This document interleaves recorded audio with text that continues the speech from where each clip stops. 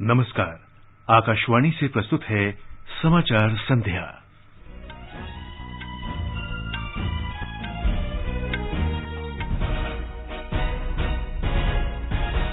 प्रधानमंत्री नरेंद्र मोदी गोवा मुक्ति दिवस समारोह में शामिल हुए। 650 करोड़ रुपए की विकास परियोजनाओं का शुभारंभ किया और आधारशिला रखी। प्रधानमंत्री ने कहा, गोवा सुशासन, प्रति व्यक्ति आय और अन्य मोर्चों पर शीर्ष पर।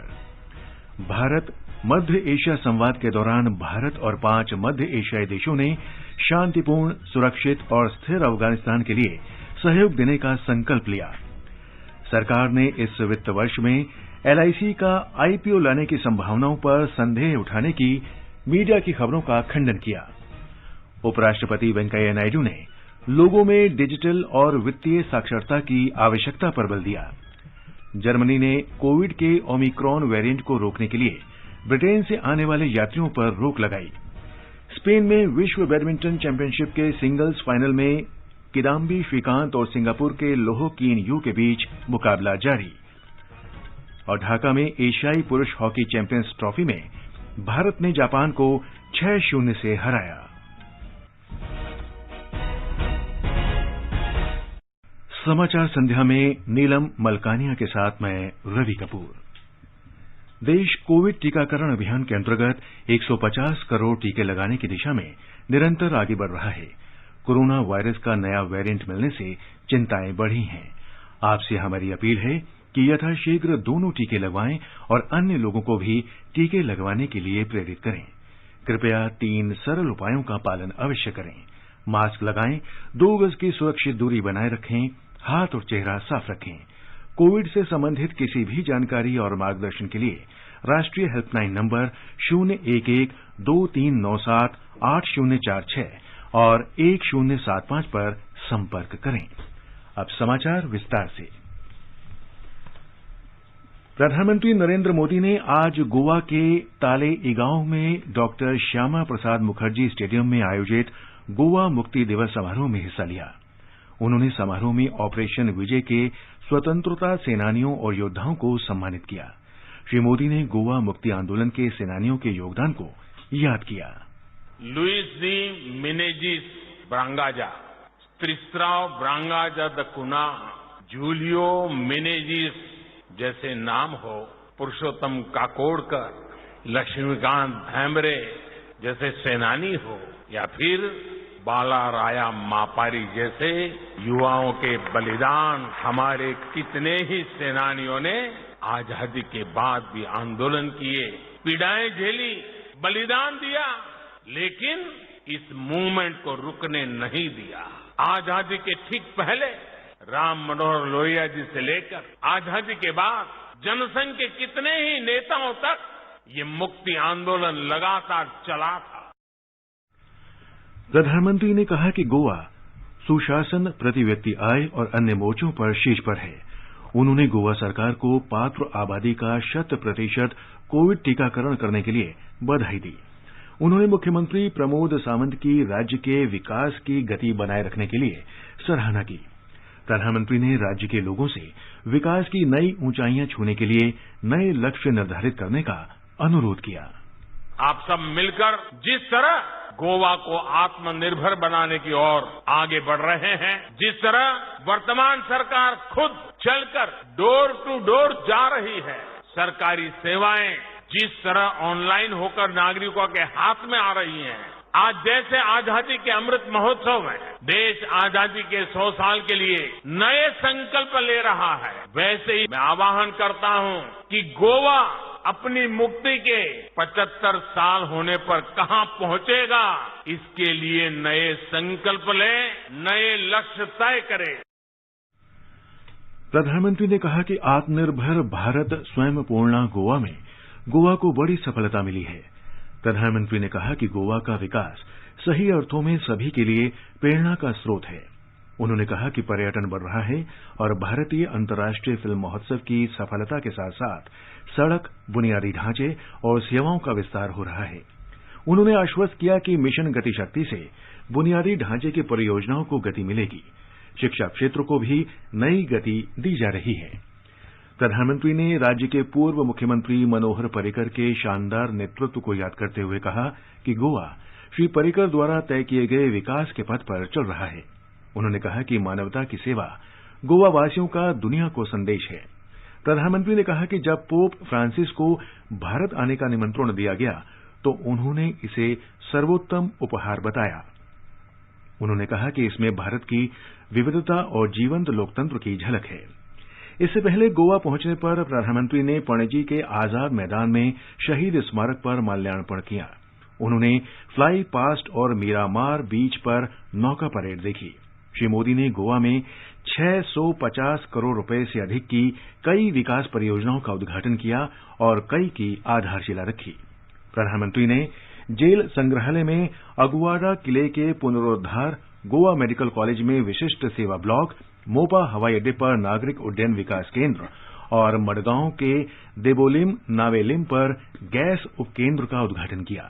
उन्होंने गोवा में bar council of India trust की India international university of legal education and research का शिलान्यास किया।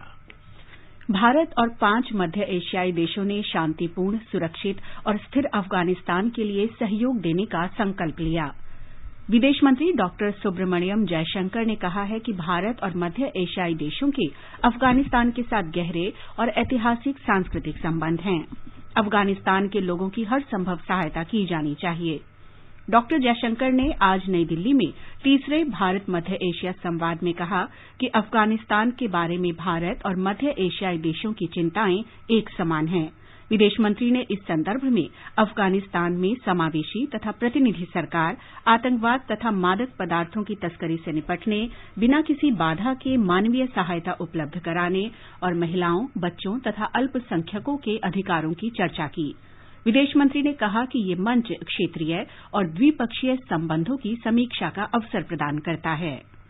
बैठक में कजाकिस्तान, किर्गिज गणराज्य, ताजिकिस्तान, तुर्कमेनिस्तान और उज्बेकिस्तान के विदेश मंत्री शामिल हुए।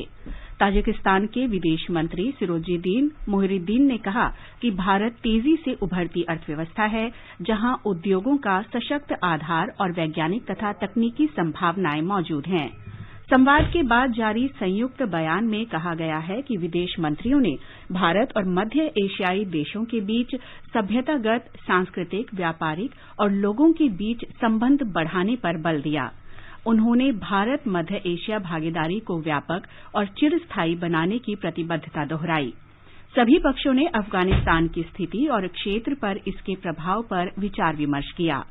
मंत्रियों ने शांतिपूर्ण, सुरक्षित तथा स्थिर अफगानिस्तान के लिए सहायता के प्रस्ताव का समर्थन दोहराया। उन्होंने अफगानिस्तान की प्रभुसत्ता, एकता और प्रादेशिक अखंडता और उसके आंतरिक मामलों में हस्तक्षेप न करने की आवश्यकता जताई। उन्होंने मौजूदा मानवीय स्थिति पर भी विचार किया और अफगानिस्तान के लोगों को तत्काल मानवीय सहायता जारी रखने का फैसला किया। विदेश मंत्रियों ने सभी प्रकार के आतंकवाद की निंदा की। उन्होंने अंतर्राष्ट्रीय आतंकवाद पर संयुक्त राष्ट्र व्यापक संधि को जल्द स्वीकार किए जाने का आह्वान किया। वियतनाम की राष्ट्रीय असेंबली के अध्यक्ष वांग दिन हू के नेतृत्व में एक वियतनामी संसदीय शिष्टमंडल ने आज राष्ट्रपति भवन में राष्ट्रपति रामनाथ कोविंद से मुलाकात की। श्री कोविंद ने कहा कि भारत और वियतनाम के बीच मौजूदा समय में नेतृत्व के स्तर पर उत्कृष्ट संबंध हैं। उन्होंने कहा कि आज हमारी द्विपक्षीय व्यापक रणनीतिक भागीदारी विस्तृत है। इसमें राजनीतिक रिश्तों से लेकर व्यापार एवं निवेश संबंध, ऊर्जा सहयोग, रक्षा तथा सुरक्षा सहयोग और आम जनता के आपसी संपर्क शामिल हैं। राष्ट्रपति ने कहा कि कोरोना महामारी के बावजूद दोनों देशों के बीच आर्थिक सहयोग की सही दिशा बनी हुई है। उन्होंने कहा कि भारत और वियतनाम के बीच रक्षा भागीदारी लगातार बढ़ रही है। दोनों देशों के बीच सुदृढ़ रक्षा सहयोग क्षेत्र की शांति, सुरक्षा और समृद्धि में योगदान करता है। सरकार ने चालू वित्त वर्ष में भारतीय जीवन बीमा निगम के प्राथमिक सार्वजनिक निर्गम आईपीओ लाने की संभावनाओं पर संदेह उठाने से संबंधित खबरों का खंडन किया है।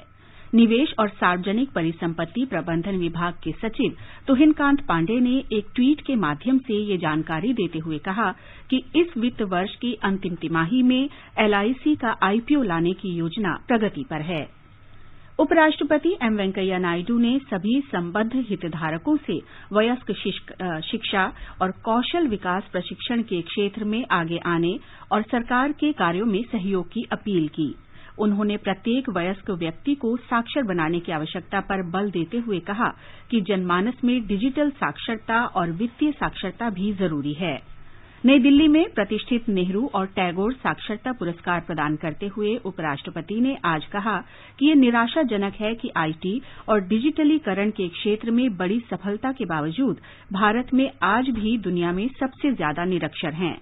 इस चुनौती का सामना करने के लिए तत्काल कदम उठाने का आह्वान करते हुए उन्होंने कहा कि साक्षरता अभियान लोगों का जन आंदोलन बन जाना चाहिए।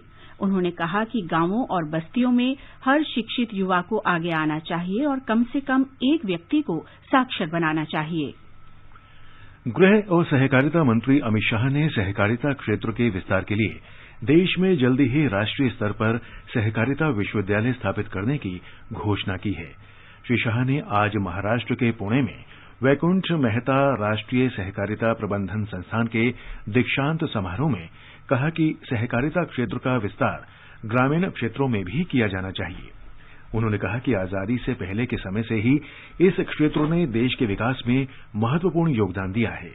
उन्होंने कहा कि सहकारिता आंदोलन को प्रोत्साहन देने के लिए प्रधानमंत्री नरेंद्र मोदी के नेतृत्व में सहकारिता नीति तैयार की जा रही है, जिसे जल्द ही देश भर में लागू कर दिया जाएगा। उन्होंने कहा कि देश के प्राथमिक कृषि का कम्प्यूटरीकरण किया जाएगा और इसे जिला बैंक, सहकारिता बैंक तथा नाबार्ड से जोड़ा जाएगा। श्री शाह ने पुणे में केंद्रीय अपराध विज्ञान प्रयोगशाला के नए भवन तथा राष्ट्रीय आपदा संकट मोचन बल की 5वीं बटालियन के परिसर का उद्घाटन किया।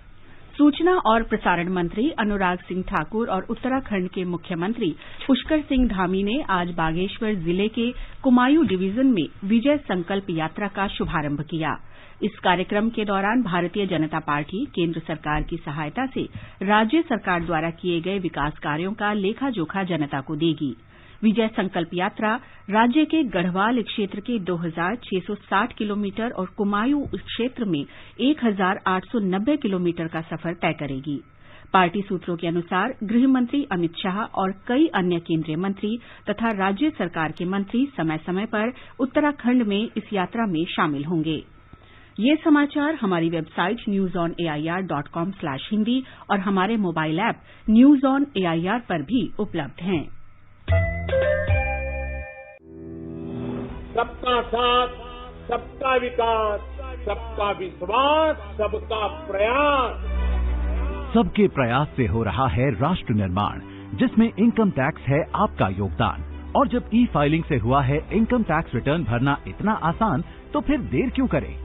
31 दिसंबर 2021 या उससे पहले www.incometax.gov.in पर अपनी इनकम टैक्स रिटर्न को ई फाइल करना ना भूलें। समय से इनकम टैक्स रिटर्न भरने पर रिफंड्स भी जल्दी आ जाते हैं।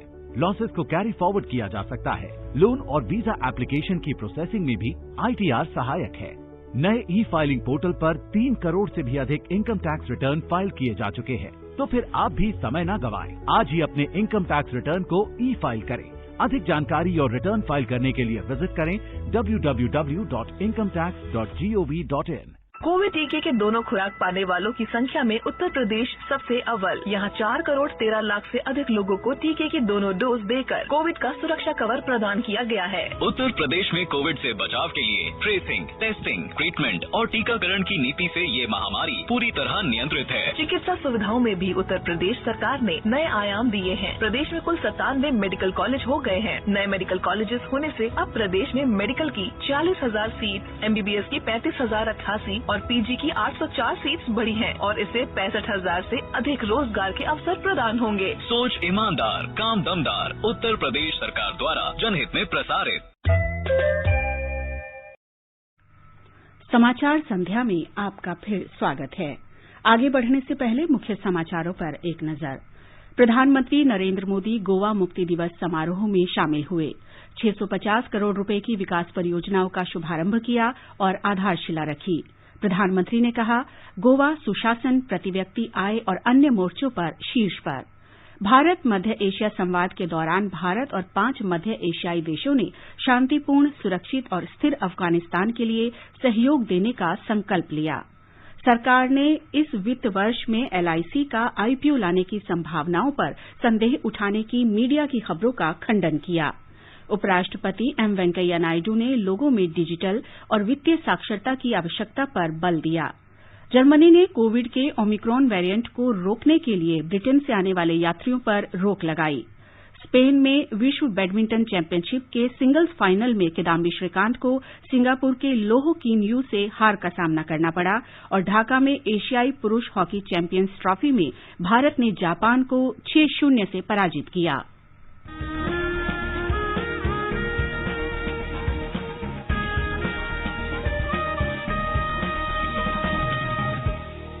आजादी के आंदोलन के खजाने में ऐसे ढेरों शब्द जिन्होंने बदल दिए इतिहास, तारीख बदलने वाले लफ्जों पर आकाशवाणी समाचार ला रहा है विशेष कार्यक्रम धरोहर हर सोमवार।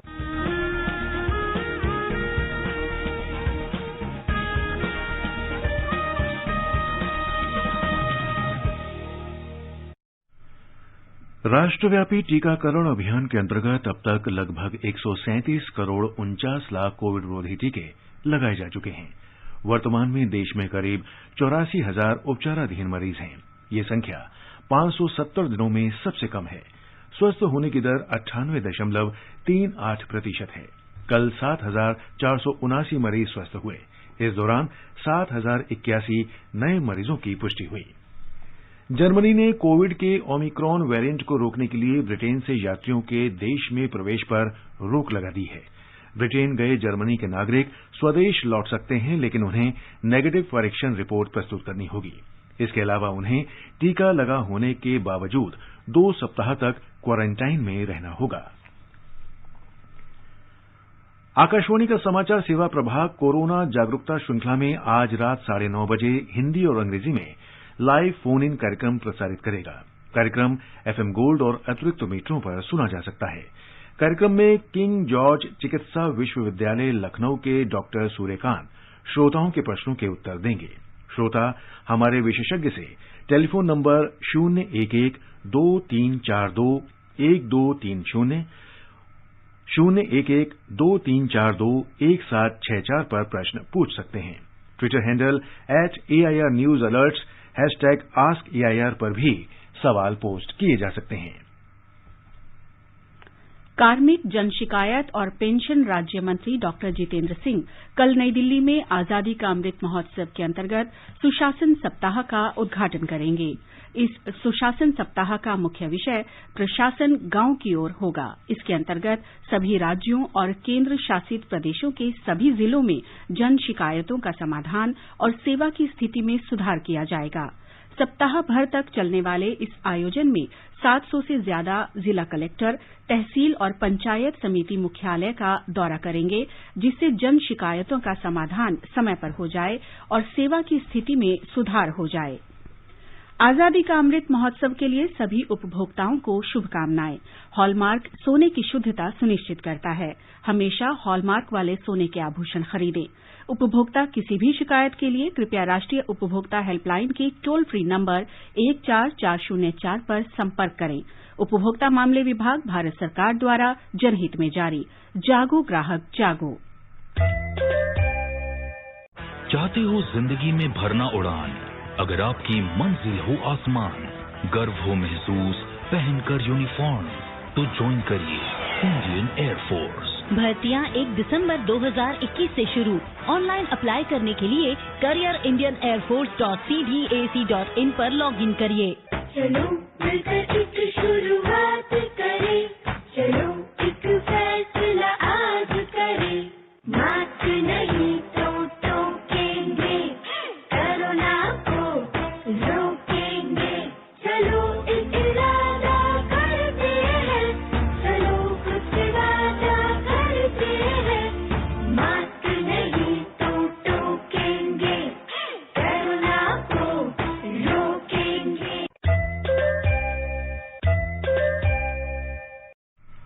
ये आकाशवाणी है।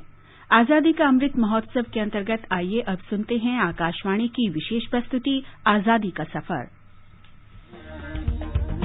आजादी का अमृत महोत्सव।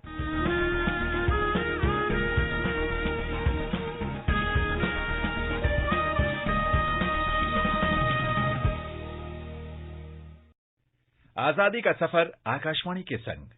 भारत का शानदार स्वाधीनता संघर्ष आधुनिक विश्व के महानतम संघर्षों में से एक है। आकाशवाणी से हम आपके लिए रोजाना ला रहे हैं इसी शानदार संघर्ष की एक झलक।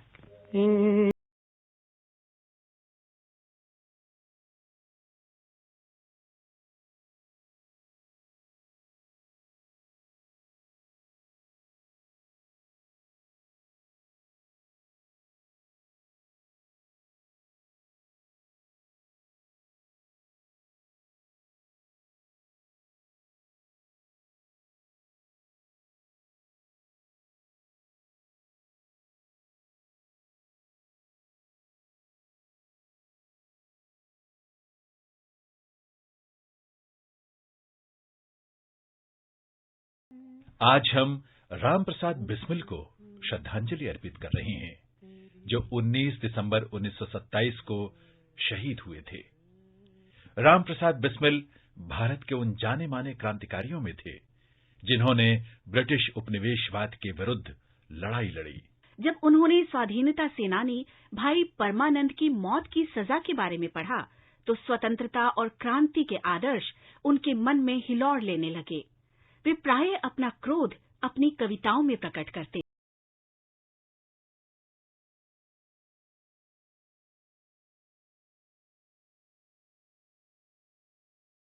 मैनपुरी षड्यंत्र में भागीदारी के बाद बिस्मिल की गणना प्रमुख स्वाधीनता सेनानियों में होने लगी।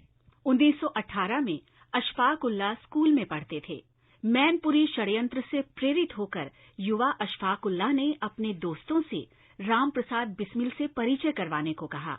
इस तरह 1920 में बिस्मिल और अशफाक उल्लाह की ऐसी ऐतिहासिक मैत्री शुरू हुई जो उनकी मृत्यु के साथ ही खत्म हुई।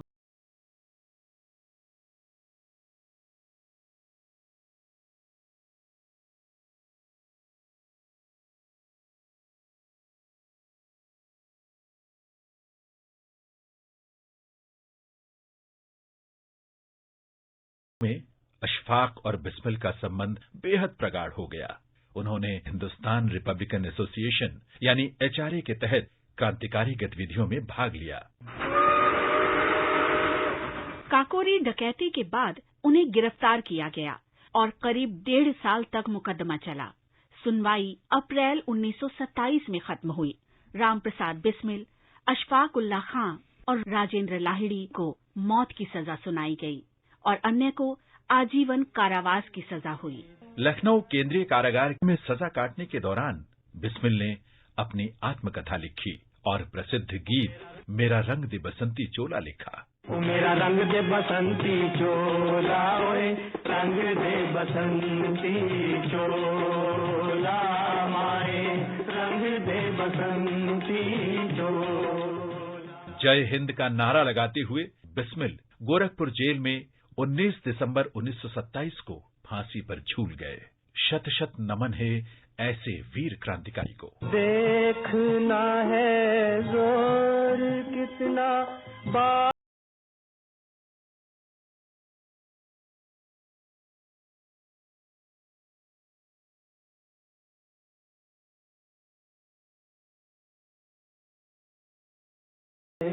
आज ही क्रांतिकारी रोशन सिंह की पुण्यतिथि है। वे अगस्त 1925 के काकोरी डकैती में शामिल नहीं थे, लेकिन उन्हें गिरफ्तार किया गया और दिसंबर 1924 में बमरौली डकैती के दौरान की गई हत्या का मुकदमा चलाया गया। उन्हें राम प्रसाद बिस्मिल, अशफाक उल्लाह खान और राजेंद्र लाहिड़ी के साथ मौत की सजा हुई। मातृभूमि के इन अमर सपूतों को शत शत नमन।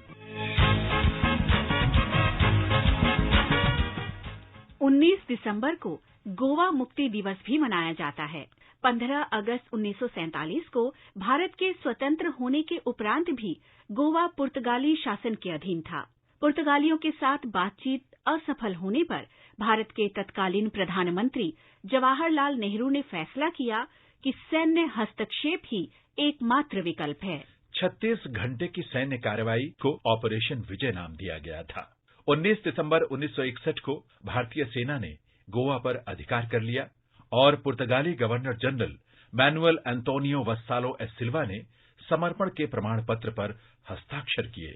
इस प्रकार क्षेत्र में पुर्तगाल का अधिकार समाप्त हुआ।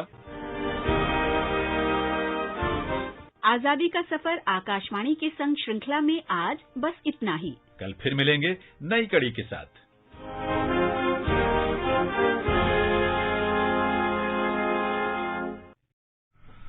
स्पेन में BWF विश्व बैडमिंटन प्रतियोगिता में किदाम्बी श्रीकांत ने पुरुष सिंगल्स में रजत पदक हासिल कर इतिहास रच दिया है। एक रोमांचक खिताबी मुकाबले में उन्हें सिंगापुर के लोह कीन यू ने 21-15, 22-20 से हराया। किदाम्बी श्रीकांत विश्व चैंपियनशिप में रजत पदक जीतने वाले पहले भारतीय पुरुष खिलाड़ी हैं। लक्ष्य सेन ने इसी प्रतियोगिता में कांस्य पदक हासिल किया। ये पहला अवसर है जब भारत को बैडमिंटन वर्ल्ड चैंपियनशिप में 2 पदक मिले हैं। ढाका में एशियाई चैंपियंस ट्रॉफी हॉकी प्रतियोगिता के अंतिम राउंड रॉबिन मैच में आज भारत ने जापान को 6-0 से हरा दिया। इस जीत के साथ भारत ने अजेय रहते हुए लीग राउंड का सफर पूरा किया और शीर्ष स्थान हासिल कर सेमीफाइनल में जगह बनाई। समूचे उत्तर भारत में शीतलहर चल रही है। मौसम विभाग के अनुसार पूर्वी राजस्थान, पश्चिमी राजस्थान के कुछ क्षेत्रों तथा पश्चिमी मध्य प्रदेश और हरियाणा के कुछ क्षेत्रों में शीतलहर का प्रकोप ज्यादा है। उत्तर प्रदेश, पंजाब, जम्मू कश्मीर, लद्दाख, गिलगित बाल्टिस्तान और मुजफ्फराबाद, उत्तराखंड, हिमाचल प्रदेश और पूर्वी मध्य प्रदेश के कुछ क्षेत्रों में भी शीतलहर चल रही है। चूरू में न्यूनतम तापमान 0 से 2.6 डिग्री सेल्सियस नीचे रिकॉर्ड किया गया। सीकर में तापमान 0 से 2.5 डिग्री सेल्सियस कम रिकॉर्ड किया गया। मौसम विभाग के महानिदेशक मृत्युंजय महापात्रा ने आकाशवाणी समाचार को बताया कि अभी कुछ दिन भीषण शीतलहर जारी रहने की संभावना है। पिछले 3 दिन में नॉर्थ वेस्ट इंडिया में प्लेन्स और पहाड़ी इलाके के समेत टेम्परेचर में गिरावट आए हैं। कुछ इलाका में cold wave to severe cold wave दिखाई गया है, जैसे कि Haryana, Punjab, Chandigarh, northern parts of Rajasthan, north Madhya Pradesh, west Uttar Pradesh, Uttarakhand के कुछ हिस्सा, हिमाचल प्रदेश। और अगले 2 दिन तक यानी 21 तारीख तक ये cold wave to severe cold wave condition जारी रहेगा नॉर्थ वेस्ट इंडिया में। ये जो कोल्ड वेव कंडीशन होता है, इसका मतलब होता है कि जो नाइट टेम्परेचर है वो अभी 5 से 7 डिग्री सेल्सियस बिलो नॉर्मल है कुछ इलाका में। इसके साथ साथ डे टाइम का जो टेम्परेचर होता है वो भी नॉर्मल से लगभग 4 से 6 डिग्री सेल्सियस बिलो है। इसका मतलब है कि कोल्ड वेव के साथ साथ इस सभी इलाके में कोल्ड डे कंडीशन प्रिवेल कर रहा है, जो कोल्ड वेव कंडीशन को ज्यादा एडवर्स इम्पैक्ट दिखाई देता है। गणतंत्र दिवस 2022 कार्यक्रम के लिए नृत्य कलाकारों के चयन के वास्ते दिल्ली के जवाहरलाल नेहरू स्टेडियम में वंदे भारतम नृत्य उत्सव का ग्रैंड फिनाले आयोजित किया जा रहा है। कार्यक्रम में देश भर से 850 कलाकार अपनी प्रस्तुति दे रहे हैं।